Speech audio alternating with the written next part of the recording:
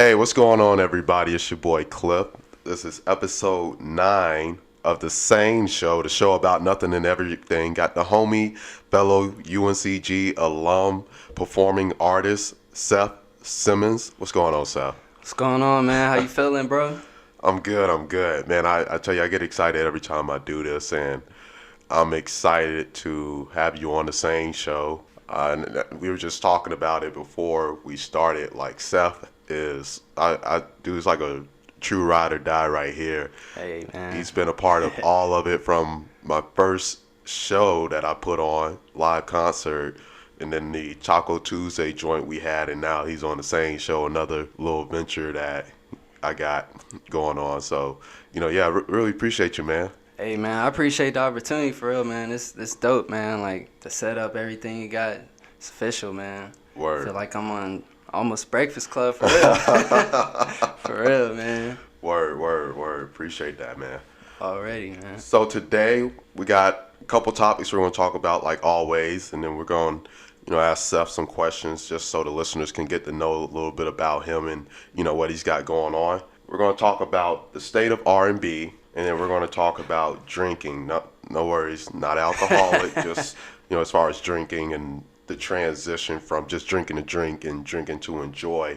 Yeah. So let's go ahead and dive into it, the state of R&B. So, a few weeks ago, Jacquees got on social media, and stated that he is the king of R&B. And of course, everybody went crazy. The legends from Usher, Chris Brown, Trey Songz, people all over R&B, Neo, came out, and Tyrese, and all had something to say about it. Yeah. Of course, in my opinion, Jacquees is not the king of R&B, not even of this generation. And thinking about it, I think it's a part of a bigger conversation as far as the state of R&B music. I guess what are your thoughts around it when you think about this whole thing that's been going on as far as R&B? I had heard like kind of last minute about what Jacquees has said about being the king of R&B. Right. I can't really, he's talented at what he does, what I'm saying? But I can't really agree with him and say he's the king of R&B. Right. You know what I'm saying? Because to me, R&B is more like, it's rhythm and blues, you know what I'm saying? Like romance more, you know what I'm saying? Rather than being strictly secular, you know what I'm saying? Mm-hmm. When I think of R&B, I think of like Bryson Tiller or... So you said Bryson Tiller. Now I'm thinking, I guess who are the top people in R&B? Before we get to that though, when I think about R&B, because I work with some people that do R&B, the thing that has crossed my mind often is the state of R&B and where it is now. And I feel like R&B doesn't get the respect that it once had and that it still deserves. Because when you think about music and you think about genres like R&B, where we a lot of times, or really for the most part, listen because these people have vocals, these people can sing. Yeah.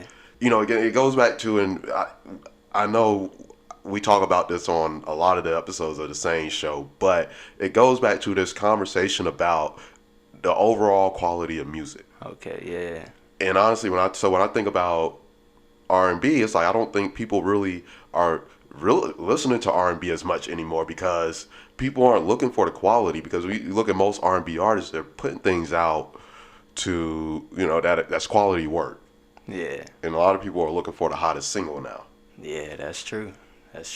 Really, man. Yeah, it's like it's really changed. You know what I'm saying? R&B has really changed because when I think of R&B, I think of pretty much like I would listen to R&B if I'm in love with some girl or infatuated with some girl or something like that. I wouldn't, nowadays it's all about, R&B is all about different ways of smashing a girl or something like that. It's all kind of secular stuff, you know what I'm saying? Word. Rather than being like genuine, you know what I'm saying? Yeah. It's more like, So, now you bring up an interesting point when you talk about R&B is all about, like, it's very sexual now.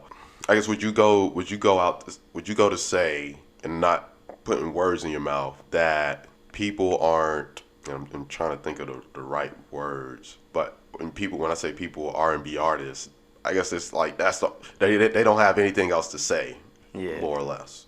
Yeah. Yeah. It's kind of about not much what they got to say. It's just they don't really, step outside of the boundary of what R&B is considered today. You know what I'm saying? Okay. Rather than, I guess people feel like, talking about being infatuated or in love with a girl is not necessarily masculine. So they kind of, I didn't want to. I didn't want to say that, but I do agree. I do agree, because subconsciously I think about that too. Sometimes when I do, like I honestly, a lot of my favorite songs have some really dope vocals. yeah. But then another part of me is thinking like, man, like that Like, whole, like you said, it's like and it seems like in our society now, it's like it's not as masculine yeah. to listen to something like that. It's like, Yeah. yo, the dude has dope vocals. Like, Yeah, that's and what I'm saying. I like the lyrics too, so Yeah. I'm rocking with it. And I'm not gonna lie, sometimes I think about it now where it's like, well, shoot, I mean, I got a girl, so Yeah. when I hear this stuff, I'm thinking about her. Yeah, that's what I'm saying. You know what I mean? That's what I'm saying. So yeah, I totally see where you're coming from. And it makes perfect sense. Personally, like, that's how I feel. It's like, I wish they would go back to, what I'm saying, more of the fall in love music rather than R&B just being strictly love making music. You know what I'm saying? Yeah. I ain't gonna lie. Growing up, I would bump R&B songs because it would make me think of a certain girl. Right. You know what I'm saying? And Yeah, I would just be playing back time, like thinking in my mind, like, oh, I'm thinking about this girl, when I hear this song. Yeah. But now it's like when you listen to it, it's just like, it's not the same, pretty much. You know what I'm saying? Understood. Yeah, I can totally understand that. Yeah. Man, so yeah, you definitely, and it's so funny how it always works, but it's just so many parts to it.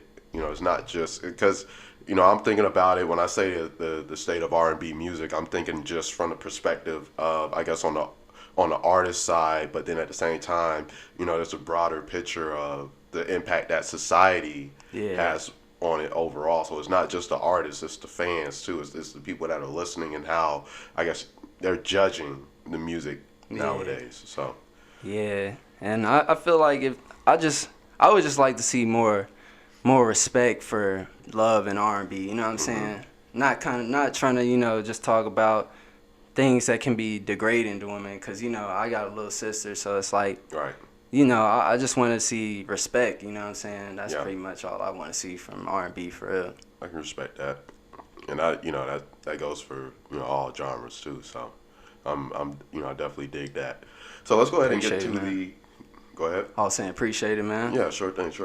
Let's get to the trending topic. Deer jumps over a moving car. That That's hilarious. Brought to you by What's Trending. Again, go follow them on Twitter. There's a lot of funny stuff, a lot of interesting stuff on there. That was interesting. like that deer just because like the Thanksgiving holiday, on my way back and on my way down to Atlanta, I'm just seeing all this roadkill from deer, possum, dogs, cat, raccoons. That's funny. You could see everything. So to see this video, it's like, I'm just like, yo, these, animals are a trip, man. Yeah. And I see this deer and I see determination, and you would think like this deer had seen everybody that went before him. Yeah. He's like, yo, I'm across the street. Yeah. And like he jumped clean over that car. So that was crazy. Yeah, I'm quite impressed. Like I hate that we have to deal with roadkill, but I just hope for the best when I see a wild animal trying to cross the street. And it's like in terms of squirrels, I remember like my driver's ed instructor, he's like, man, because we passed a dead squirrel. He's like, man, them squirrels drunk on berries, man. So, he said drunk on berries. That's funny. Yeah.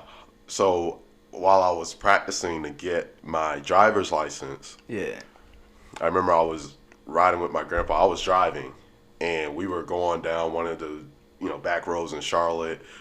It was like 2 lanes, nothing but woods, and I won't ever forget. And I tell this story time and time again.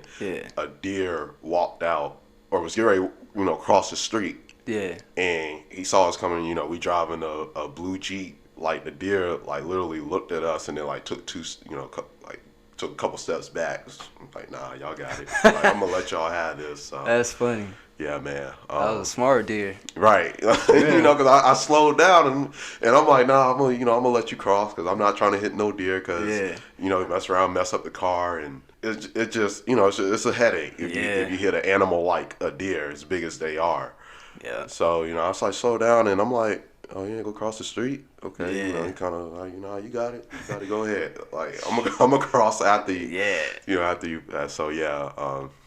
Animals are a trip. But that's our trending topic for today. Again, brought to you by What's Trending. Again, go follow them on Twitter. There's always something good on there. So we'll get to the next topic, and that's drinking. Yeah. That's one thing, you know what I'm saying? I've been drinking a long time, I ain't gonna lie. Even before 21. You know what I'm saying? Yeah, I've been drinking for a few years now too. And honestly, when I thought about this topic, I'm like, man, like I hope nobody thinks I'm an alcoholic, because I mean I love to drink. Yeah. And yeah, you know, like a lot of people, I'm 25, about to be 26, and like a lot of people in college, you know, was drinking, and my thing was, hey, I'm drinking to get turned, get drunk, go out, have a good time. Yeah. Wake up the next day, like had a blast last night. I remember bits and pieces, but I just know I had a good time. So, you know, when I thought about this, I just think about where almost like the different phases, because now it's more of drinking for the enjoyment. Yeah. And I find I guess especially, you know, being around the kind of people that I hang around and always being introduced to new stuff. Just thinking about, you know, went to DC Oyster and Beer Festival. I enjoyed the beer more than I enjoyed the oysters. It's like I got to try all this different stuff. Yeah, same here. I would enjoyed the beer too, for real. Yeah. You know. And I think now I see with me, it's like I'm developing my palate more, and like, dude, it's so many different beers out there. One is crazy. It is, yeah. It's crazy. Not just with the variety, but you know, you think about, of course, the variety, but like it's just crazy how much is out there, you know, as far as, you know, the different kinds, the lagers, the IPAs, the pale ales, the white ales, the Belgian ales. I was just about to say, people be putting me on them IPAs. I never heard of them till recently. Right. And then I started trying them, and I was like, yo, I mess with these. Like, you know what I'm saying? Do you have a favorite beer? Favorite beer, I had my homie put me on some Citradelic IPA. Citradelic IPA. Yeah, it was something different, man, but it was good, man. It was some good beer, man. Best beer I've ever tasted. What does it taste like? It was kind of like a citrus, orange citrus kind of, and then it had the, you know, it was like an orange citrus mixed with a beer taste, you know what I'm saying? But compared to other beers, it's a lot better, you know what I'm saying, with that orange citrus, you know what I'm saying? Yeah, definitely. Yeah, it was good stuff, man. Like, they were like, you gonna try an IPA? I'm like, what's IPA? Right. And then they was like, it's an L. I'm like, right. All right, I'll see. You know what I'm saying? Right. But at first, I'm like, IPA? What in the world's that? You know what I'm saying? Exactly. Gosh, what's my favorite? I got a lot of them. I think now it's a thing of like seasonal. You know, it's like I got my favorite beers during a particular time of year. I say like summertime, you know, my go-to is a Corona. Oh, yeah. This time of year, and I'm still experimenting, stouts. I haven't tried those before. Those are your really dark beers. They have kind of like there's a variety of tastes with those as well. So some of them have like a coffee taste, some of them have like a chocolate taste, caramel. That's what's up. They're really heavy. Okay. I try not to drink them during the day because I'm telling you, bro. Like, okay, Guinness has this one. It's a foreign extra stout. Okay. And if you ever had Guinness, like they have their base beer, and the foreign extra stout is like at the very top, and it has a caramel, chocolate, bit of a coffee flavor to it, and it's real heavy. Yeah. And like after you drink one of those, you gonna be wanting to take a nap. Oh man! It's like because really like the heavier the beer, like you know it sits on you, and beer comes from wheat, or it's also you know made with wheat, and that same thing they use for bread. So it's almost like eating a meal or a large snack. So by the time you finish it, you kind of like, hey man, on top of the alcohol, you kind of like, hey man, I'm ready to lay it down somewhere. So man. Yeah, you know what I'm saying? That beer, you know what I mean? I haven't really gotten into drinking it, like as a go-to, but I definitely mess with the more heavier beers, cause like, the light ones. I really, for me, it's like if I drink, I don't just drink to drink it like it's water. You know what I mean? Right. Yeah. Just not feel anything. You know what I'm saying? But yeah, you know what I'm saying? Beer. Yeah. And I mean, to me, the beautiful thing about it, cause like I think it's like I remember my first time having beer and chicken wings. Yeah. Like, yo, that's a good combination. It is, though. It is. It is. You eat some wings, you wash it down with a good tasting beer. Yeah. And it's like, yo, okay, I see why people do this on a regular. Get together, watch a football game, have a beer, have some wings or have some pizza. And it's like, yo, this is a really good combination. Yeah. Like, I see so the more, because it's like the more I get into beer, the more I understand, like, why is there, why do people market it a certain way? Or companies, better yet, market it a certain way, and why people drink certain beers with certain foods and things. And same thing with wine. Yeah. You go to an Italian restaurant, get some pasta or whatever, have a glass of wine with that on the side. Yeah. I mean, it's good. Yeah. So, because in getting into beer, I'll be honest, kind of backed off on the liquor. Okay. But, like, at the same time, I'm slowly getting back into it, but it's the same thing like it is with the beer now. It's like I want to try different drinks. Yeah. Like different mixed drinks or whatever. So it's just like just trying stuff. So it's like, again, I'm at this point now where it's like it's not drinking just to drink. Like it's drinking purely for enjoyment. Yeah. And I mean, it's just so much fun. Yeah. So, you can't go wrong with it, man. I can't lie though. I always been, more into the liquor. It could change. You know what I'm saying? As I, get out of the phase, who knows, what I'm saying? But yeah, beer, you can't go wrong with wings and beer. Yeah. So what's your favorite liquor? Favorite liquor right now, I had to say, well, shout out, shout out to the song Henny, shout out Jay Blank on the production. You know what I'm saying? I gotta say Hennessy right now. I mean, word. Yeah, it's my favorite, but I'll drink Hennessy or I'll prefer like champagne for real. Yeah. It's so funny. I was hanging with my boys when we were the last. Like I told you, I got the homie works at Total Wine. We always do like a guys' night and just try like different beers that he has at his place. And we were joking around. We was like, yo, what's up with like black folk and Henny, man? Like that's the go-to. I'm not gonna lie. I didn't have Henny for the first time. Since 2018, so probably 2017. Oh wow. Like my girl loves Henny, and like I tried Henny. I was like, yo, okay. Yeah. Okay. Yeah. I probably had it before that, but I say I had it straight for the first time. Like a shot of Henny or whatever. So, but yeah, okay. I would if I had to pick one now. Somebody asked me this before. As far as for my birthday, it was like, yo, what's your favorite drink? Because they're like, if they had to buy me a drink, and I say, okay, if I had to pick one, I'd probably say gin.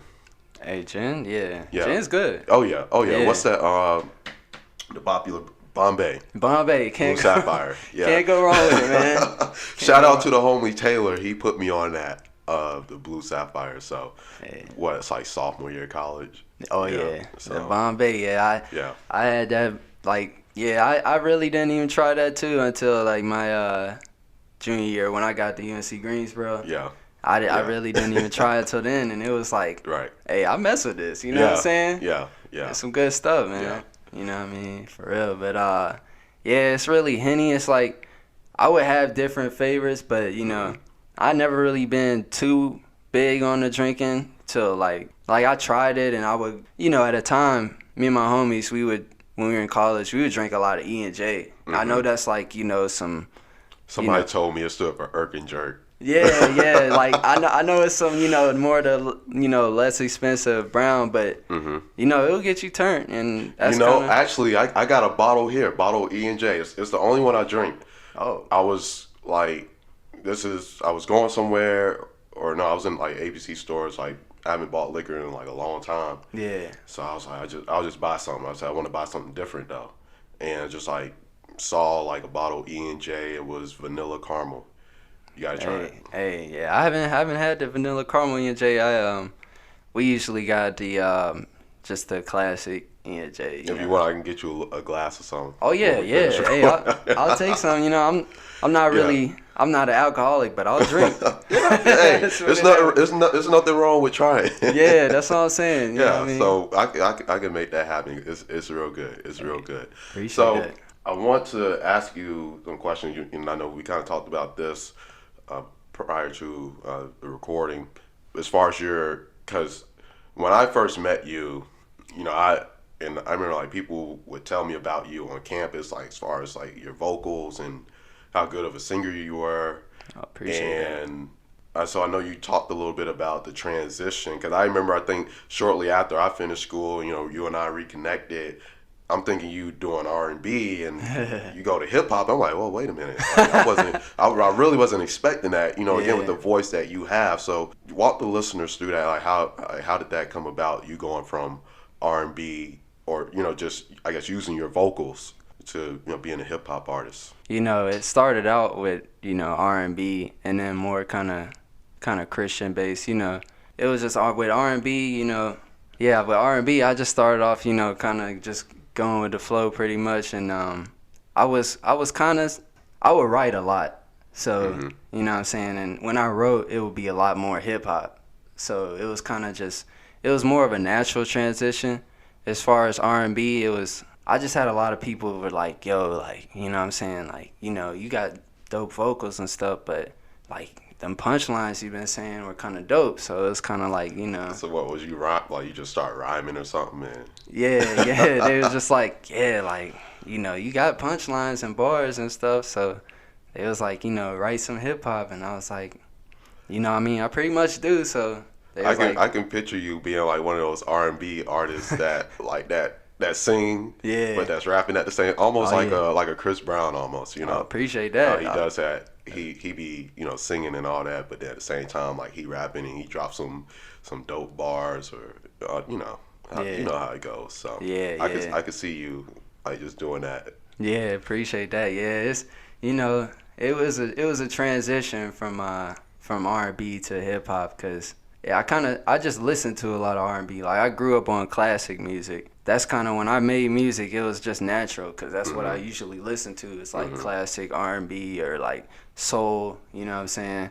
So when I got on the microphone, it just became natural to, you know, just to get on what I've heard. And eventually it just became hip hop, because I would just write all the time. So, you know, and when I wrote, it was mainly like intended for hip hop. It was kind of a natural transition, I'll say that. Okay.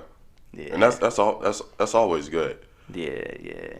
Now, because now you got me thinking, what do you think about the artists that do it well, that can sing? I'm not even going to say do it well. I'm just going to say that can go back and forth, that can do the hip hop, that can do the R&B. Like, do you think that usually, like, or is there anybody in mind that you think do both well? Or, you know, it's usually with those kind of people, either you do this really well or you do the other thing very well. Well, I mean, to be real, like you said, Chris Brown is up there, and then would you consider Bryson Tiller rap sometimes, or? Bryson Tiller, nah. Okay. I would, as far as I'm concerned, I never even heard any of his, I guess, rap songs. Yeah. But his vocals, yeah. So it's, from what I know of Bryson Tiller and what I've heard, I would say, you know, I would throw him in the category of an R&B artist. Yeah, that's true. Well, in that case, I would definitely say Chris Brown, because other than him, like, as far as R&B, if you say Ty Dolla $ign, he mainly sings. I haven't heard him rapping on a song ever. Man. You know what I'm saying? So it's like, you know, I personally, I can't really think of any R&B. Ty Dolla $ign.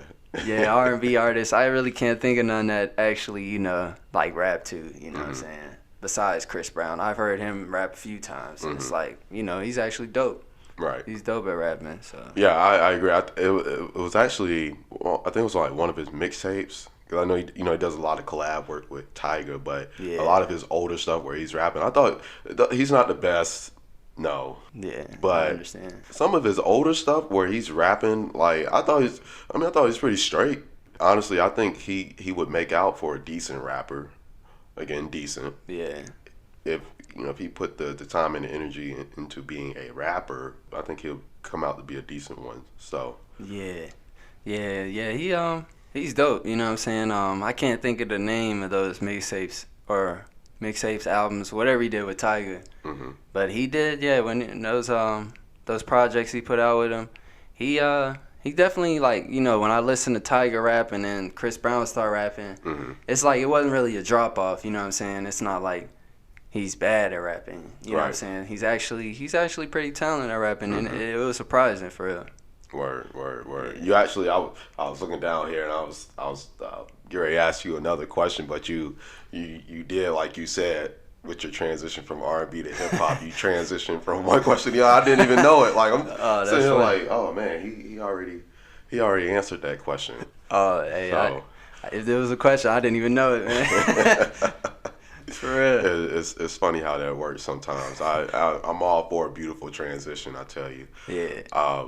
Like I guess how are things looking for you as far as your career as an artist? It's looking great, you know what I'm saying? I just want to shout out, everybody that was checking out live. I Am Tune, dope artist, Jay Blank, Agape Life, you know what I'm saying? As far as, with my music, it just started off as, to be real, it started off as just poetry for real. I used to write poems like for days, like growing up I would write poems, you know what I'm saying? And then people were like, those words you write are dope, why don't you try it out on an instrumental? So I tried it out on the instrumental, and I got some good feedback when I first started, making some music, and people were, messing with my stuff, like, I still had to progress, but they were messing with the vibe and everything. Right.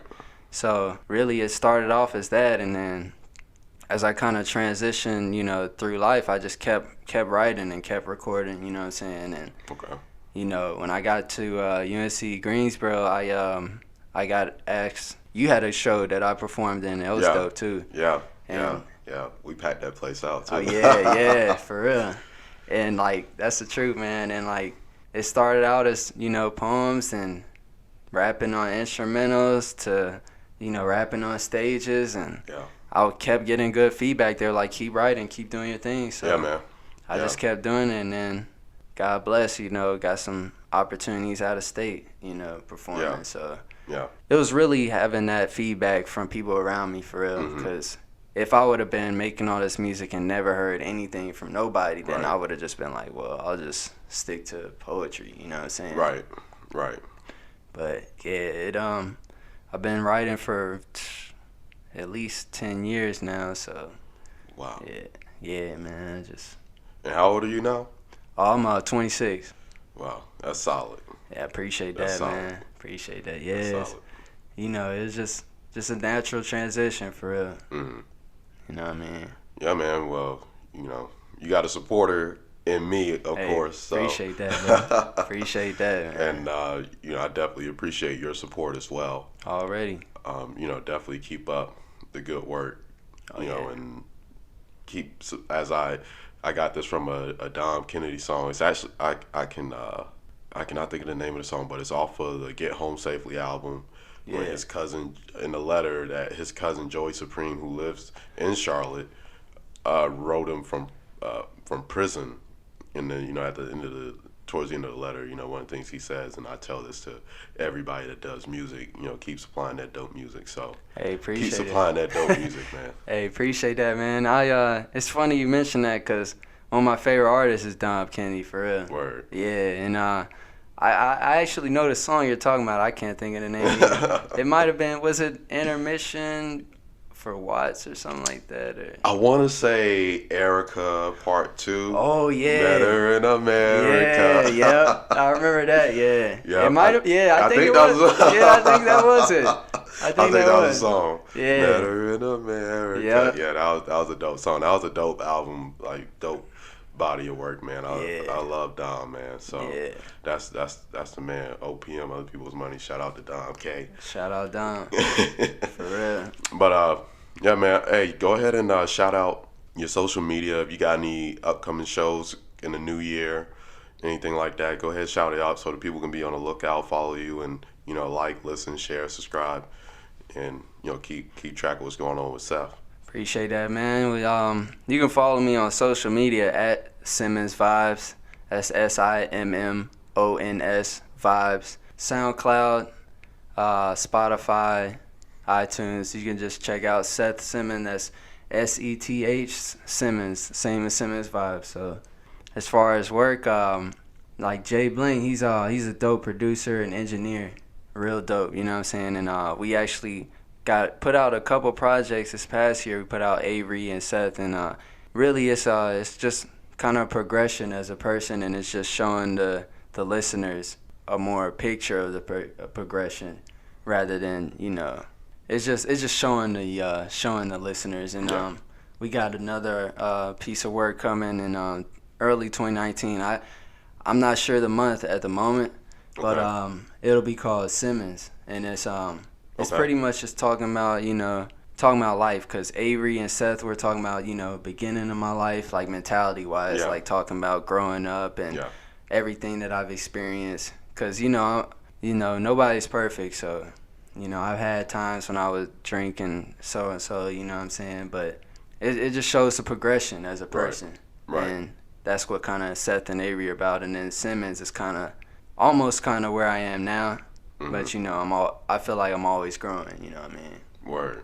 That's what's up, man. That's what's up. Yeah, man. But shout out to the SANE Show too, man. Yep. It's dope. You know what I mean? Show about nothing and everything. Yeah, man. Man, I'll tell you, it's 9 episodes now. It's been it's been a short but very interesting journey. So appreciate you stopping by. Oh yeah, man. Anytime. Go follow, since we're talking about the SANE Show. Go follow us on Instagram, the SANE Show, SANE_show. Yeah. Also on SoundCloud, the SANE Show.